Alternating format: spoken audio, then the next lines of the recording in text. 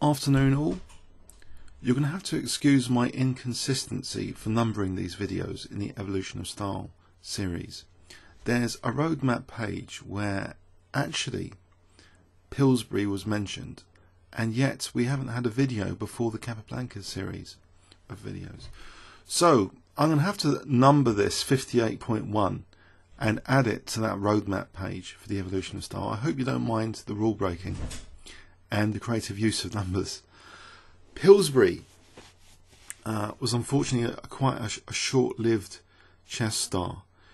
His biggest hit tournament was Hastings 1895. And you see from this tournament cross table on Wiki. Okay, he lost to the heavy guys 2 and 3, Shigorin and Lasker. But he did win against Tarash, okay, who was one of Nimzovich's motivations for the whole hypermodern revolution. Nimzovich and Tarash had a kind of rivalry. Tarash was one of the the strongest players in the world at the time. Actually, Pillsbury had beaten Lasker in a subsequent game, I think the next year. So he's quite a genius. He's also a genius crossing into another domain which chess players don't like to talk about too much, but drafts. Apparently he had also reached the top 20 in the world for drafts. It might have been just the United States actually. But so Harry Nelson Pillsbury, I get the idea he was a very well liked personality in the game. And on the Evolution of Style, I mentioned about the Pillsbury bind. Let's have a look at his win against Tarash from this Hastings 1895 tournament, and I'll try and speak a bit more about him in that video too. Okay, I thought I should definitely show you this cross table though. Very impressive achievement. Hastings 1895. Okay, so this game from Hastings 1895, Pillsbury had surprised the whole chess world by winning this tournament. Hastings, some of the greatest players in the world were playing in it. Okay, so against Tarash, he kicked off with d4. What does it say for the Evolution of Style if you've got these stars which just like meteors, they crash into the whole chess scene and they win a major tournament? Did they study everyone else's games? Did they create new concepts? It seems, from this game actually, there seems to be a pattern which many of the masters had in their games of getting a grip on the centre and somehow taking care a little bit of the queen side and then proceeding their king side attack. And I think this game shows that kind of style. Maybe he'd seen some Capablanca games. I'm not really sure how the masters are feeding off each other's styles. Obviously, we've seen later Capablanca games with this kind of style. Had Capablanca studied these Pillsbury games, if the Hastings 1895 games were published, the games were available, then those examples would feed into other people's styles of play. Okay, let's have a look then. This game sort of has that Pillsbury bind which I've talked about. It's a bind on the e5 square in particular. That if white gets an iron grip on e5, the attack is sometimes easier to play. So rook c1, castles e3. It looks like good stuff so far. White's retained the bishop on f1 with this delaying move, so that if dc, he can capture on c4 with one go. And now actually he doesn't even wait for d takes c4. After b6, he takes the opportunity for c takes d5. I guess without b6 the bishop might have been usefully deployed on this diagonal, but now the bishop's committed to to wasting a move with b6. C takes d seems logical. Okay, bishop d3. I'm eyeing that e5 square as I'm playing through this game now. I don't know about you guys, but this is Pillsbury at his greatest moment, this Hastings 1895 tournament. So c5 after rook e1. Okay, we're making the binds more effective here. If black's releasing the central tension by not retaining the possibility of c takes d4 at potentially the wrong moment for white, then black, by releasing the tension, is allowing white this kind of free hand concept on the king side, because the counterplay in the centre, the opportunities are going to be significantly reduced after this next move. So maybe, you know, in one way it's a strategic blunder. In another way, Tarash is thinking it's kind of a strategic crush, because he's got the majority of pawns on the queen side. So he's got to weigh in the potential for white's free hand on the king side. And, you know, Harry is showing great attacking skill in this game, that he didn't get completely destroyed on the queen side, that there wasn't these winning, you know, passed pawns later. Okay, he puts the bishop tucked away on b1, still eyeing the king, eyeing sensitive squares. After a6, we have now a great scene set up for the bind on e5. So against black's, you know, dangerous passed pawn majority on the queen side, you know, b5, b4 coming up, and then maybe, you know, white's going to be strangled on the e4 square. What is Harry going to do about this? He sets up the binds. So after knight e5, b5, he doesn't mind weakening the e4 square even more. So do you remember that video we did about pawn moves? f4, we can easily criticize it here. Oh, it's weakening, you know, e4 and g4. Okay, but there's compensatory factors. As with anything I ever say in any video, if there's compensatory factors for a particular position, then, you know, sometimes it's going to win games. You know, we create the rules that the rules are not, you know, they're there to be broken, because chess is a very dynamic game. As we get more and more game examples, we get more and more qualifications on rules saying it all depends really on the particular position. So is f4, you know, a positional blunder? Well, it did reinforce the knight on e5. And also, you know, with f4, it's making way for potential rook movements like this. So if h7 really is going to be proven a weakness, how is that going to be proved without bringing in the heavy mob, the heavy artillery, to sort of intensify pressure on black's king side? So f4 plays a pivotal part in all this, even though it does weaken, you know, a few squares. But here also, with the central tension reduced, with black playing c4, white's free hand on the king side needs to be celebrated here.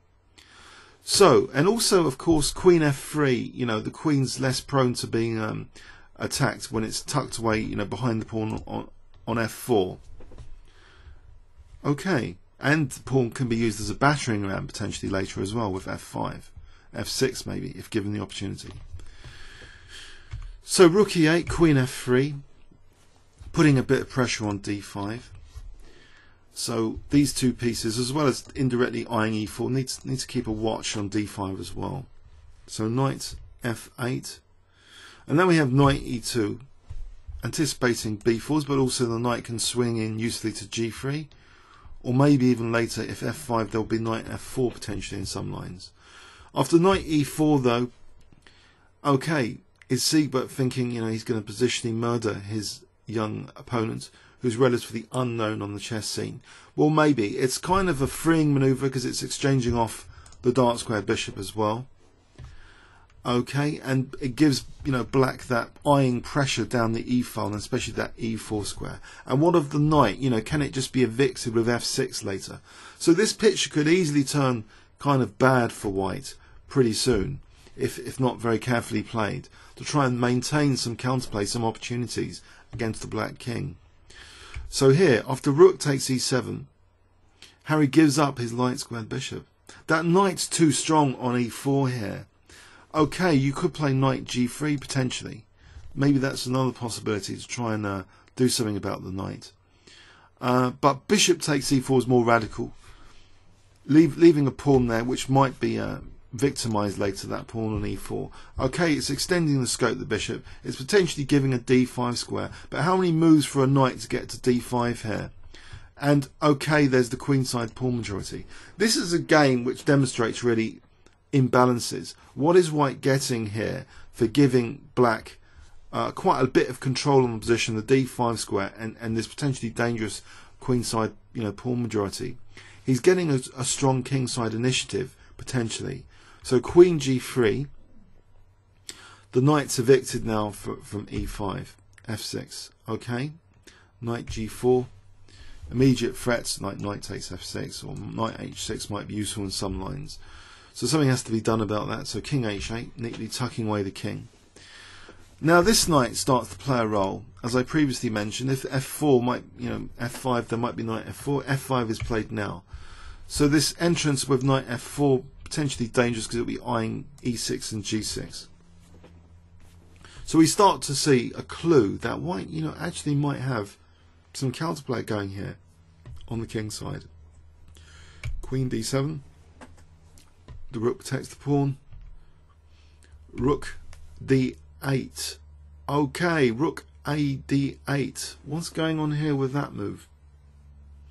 Potentially, next could come queen d6 just to extinguish, get the queens off. There'd be less chance of being mated. I think that's one of the main ideas. So rook f4. Now, instead of using the knight, cheekily the f4 square is used for the rook, which might be used for a switch to the crude h4 square soon. But after queen d6, actually, queen h4.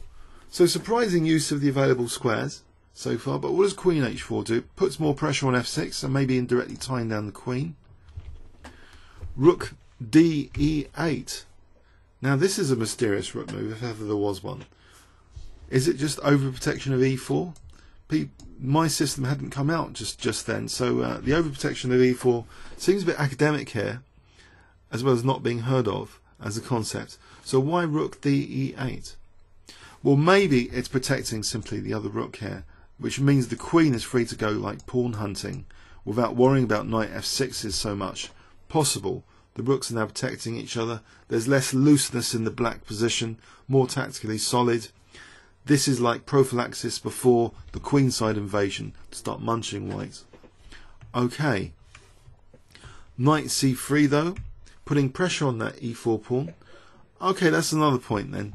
If white's able to gang up on e4, then it's also protecting e4 as well as that other point about protecting the rooks. So bishop d5. The bishop, from there, can switch to g8 if needed. So if h7 is a real problem later, then that's making it easily defendable in theory. Now we see why black was so concerned about e4. The overprotection maybe was justified if moves like this are freely available, just to gang up on the e4 pawn. So knight f2. But its purpose of knight f2 is also now, the pawn can be used again as a battering ram potentially as well.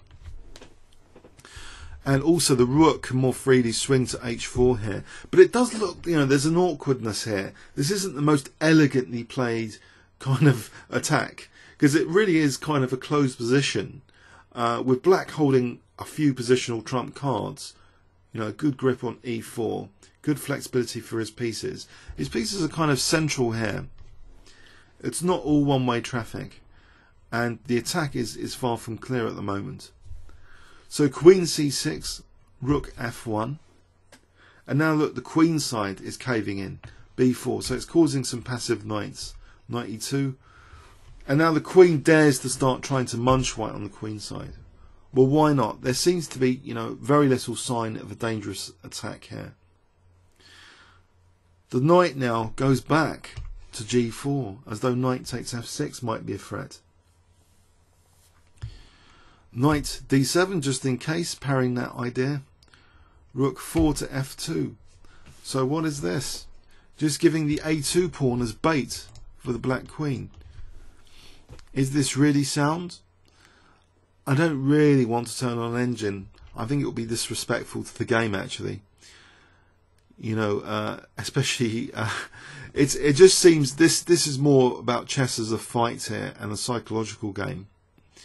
And obviously we could work out that black could have safely taken on a2 here, but people blunder, so let's respect that too. So king g8. Now I'm tempted actually to see, because of knight c1, you're going to be asking me, could black have safely taken that pawn? Let's do it. Let's do it. Let's turn on the engine here. Because was it just a free pawn? Have we just got a transcription error of this game? Why was king g8 played then instead of queen a2? Okay. Queen takes a2. Let's gobble the pawn. Was there anything severely tactical? This is funny, actually. Deep Ribka 4 at depth 12 is giving knight f4 as equal. Ah, so there is a point. This starts to explain it. Okay, because knight f4 introduces, as well as protecting b2, it introduces knight g6. Then if king g8, maybe it's too late because the queen is awkwardly placed for something like king g8. Mind you, queen a5 is given here as like the only move for black to technically gain an advantage. But let's just assume king g8 was played here, not a computer move. Well, knight takes d5. Just winning a piece. So queen a5 is virtually forced. Okay, let's follow this through then. So allowing knight g6. Is it that harmful to lose the exchange? Ah, that's the point. Tarash didn't really fancy like making this an exchange sack for his queenside pawn inertia, but maybe this was the only way to play the position. It extinguishes some of White's attack, and now surely these queenside pawns are crashing through in this variation. Say b3, not b takes. We've got two connected outside pawns here, and I think in this situation, with very, very careful play from black, maybe bishop d3 here, and something like king f7 looks a bit scary. I don't know, it's about equal actually. Bishop c2, Ribka's giving it about equal, sometimes giving an advantage to black. So it's an unclear continuation. Okay, I'm glad we went into that little detour. So that sort of explains black's caution here, that he didn't want to immediately snap up a2. So he played king g8 as a kind of prophylactic move against knight f4 and knight g6 possibilities, which is also tempo game because it's attacking the bishop. So that's a fairly logical move then, king g8. So knight c1, putting away that threat of knight f4 and just defending meekly, it seems, the a2 pawn. But did this give, black the opportunity for his queenside attack to be progressed? So c3. It's a far from clear game, this. It's a struggle. Chess is a struggle. Not a science or anything. A struggle. White's trying to consolidate his queenside and then push again on the king side. So b3. The queen goes back. It's done a bit of damage on the queen side. It's locked White's pawns. So a5, a4 could be dangerous with a2 as a target. There's a lot of pressure on White here. Black's got the extra space with that e4 post, but this f5 marks White's territory as well. White's got the extra space on that f file. The f4 square can be conveniently used as a pivot square when Black's not looking again. Okay, so h3. The queenside attack progresses now. So we're in this race scenario. How does Harry organise his attack now? He's blocking and unblocking pawns and then blocking them and unblocking it. It's a strange game. Knight h2. But this time, is g4 really going to be used? And maybe rook g2 and g5. Then maybe the knight can come back to g4. Okay, well, with his queenside up for demolition, he's got to do something. So this seems to be a promising thing to do, g4 now, to get some counterplay. A takes, rook a8. The heavy mob is coming down the queen side. But, with these two rooks here, with no immediate tactical punishment available on the queen side, maybe White's doing fine now. g5. The black king is just sitting there as a target. Rook a3.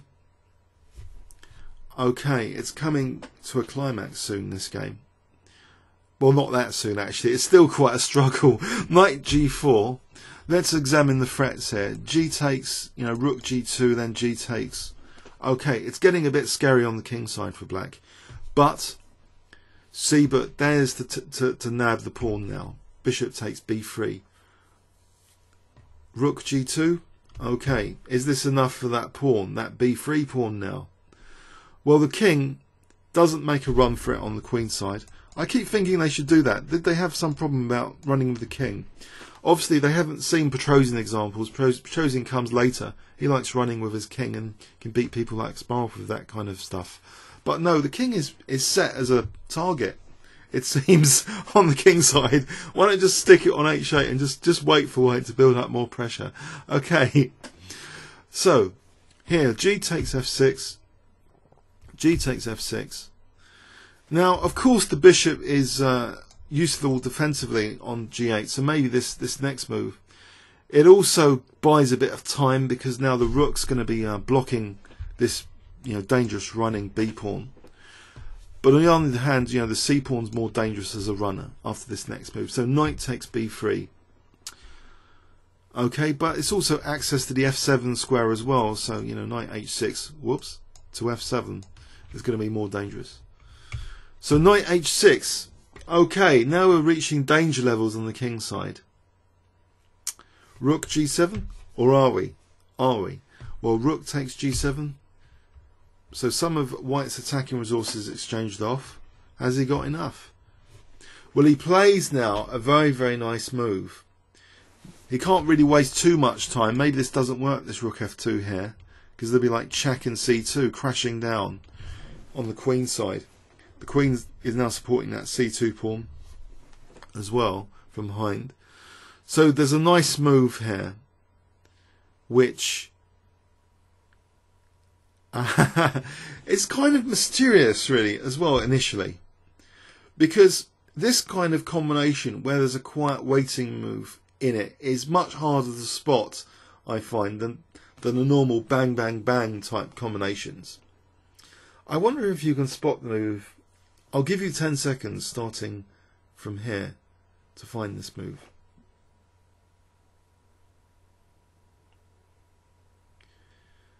Okay guys, it's clever stuff. It really is. Actually, it's a bit reminiscent of, I think, one of Nimzovich's combinations against Eliakin, when Nimzovich brilliantly won against Alekhine, where he inserted this quiet move in the combination. Queen g3 check, giving up that seemingly precious attacking resource, the knight. So king takes h1, and now a silent killer move. I wonder if you had spotted it if you had anticipated queen g3 check.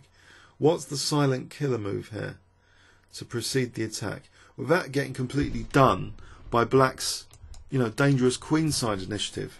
So 10 seconds here. Okay, just king h1. Sneaky stuff. Why use rook f2 to g2 when you can just play rook g1?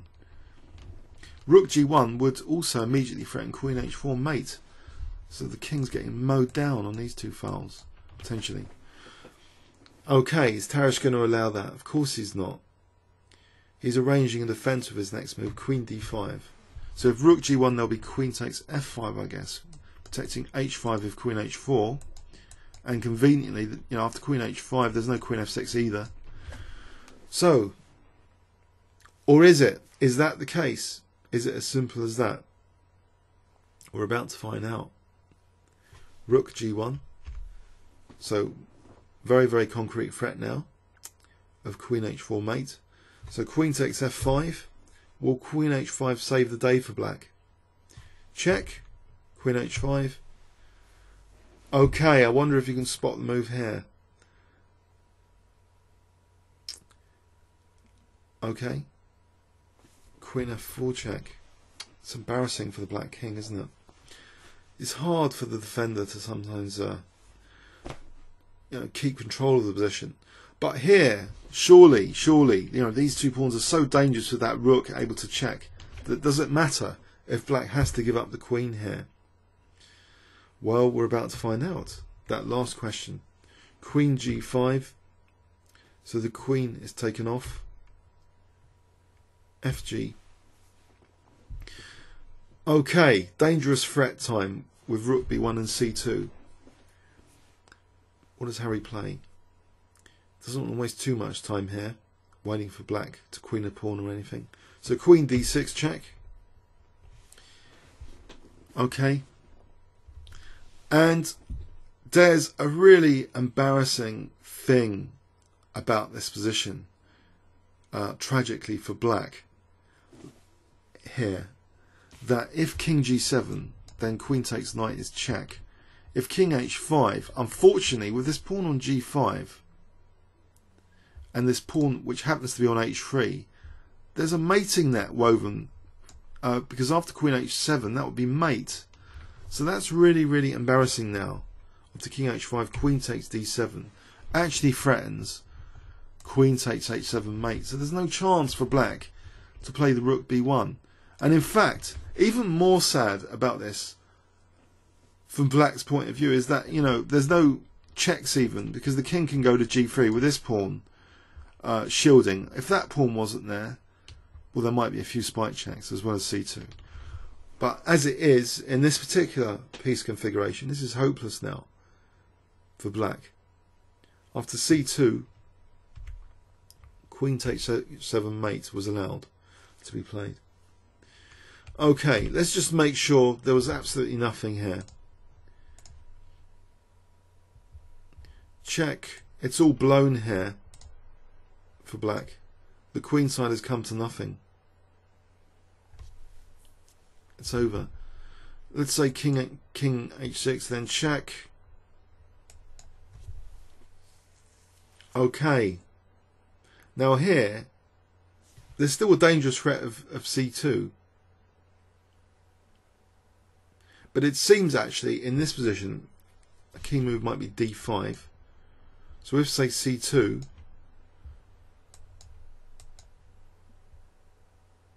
just following it through, well, there's always this queen c2 as well. Queen c6 picking up the pawn. So the queen side pawns assisted with the rook is not enough against the mighty queen. If we try and play more calmly for black, with that d5, there's always queen e5s now, so that's one of the points. So it would be after d5 more of a simple mopping up job. d5. Unfortunately, it rules out a lot of the rook b2 c2 stuff. Okay, let's look at that game again. I wouldn't say it's an elegant attacking game. It was more of a struggle attacking game with the queen side under constant fire. At one point a pawn sack not taken, then later a pawn was munched, and the initiative on the king side didn't seem totally clear, but then it was clarified. So there was evidence of the binds. The scene was set for this queenside pressure now, even from this position, and for white's bind in the centre, and this f4, f5 business, which, because it's a closed position, it's difficult for black to sort of blow white's centre to bits after f moves by f5. But okay, it's a fighting game. It showed some bravery. There was a stunning knight sacrifice played to make the most out of white's attacking potential during this game as well. Some care taken to try and slow down black's queenside initiative, but eventually a pawn was munched, and so that, you know, needed something special going on, especially after these rooks were exchanged off, for white to continue the attack here. So the key move found by Harry. It should be pointed out also, look, queen g3, if king f8, queen g8 is picking up that rook, it's a tactical liability on b3, because the queen and knight are coordinating on the g8 square. I've just noticed that. I should point that out. So b3 is actually a tactical vulnerability here, which makes queen g3 even more kind of powerful here. In fact, it's given actually, because I've accidentally left Ribka on, it's given as the second strongest move. Queen g4 being the strongest, slightly. Maybe that's a similar continuation. Let's have a quick look at this. So obviously king f8, there's check and queen takes b3. I think that's given as the strongest there. But king takes h6. This is slightly stronger than the game continuation, king h1. So why would this be? Because queen d5, obviously we see here With the queen on g4 instead of g3, it's protecting f5, so there's none of this business with queen takes f5 to h5.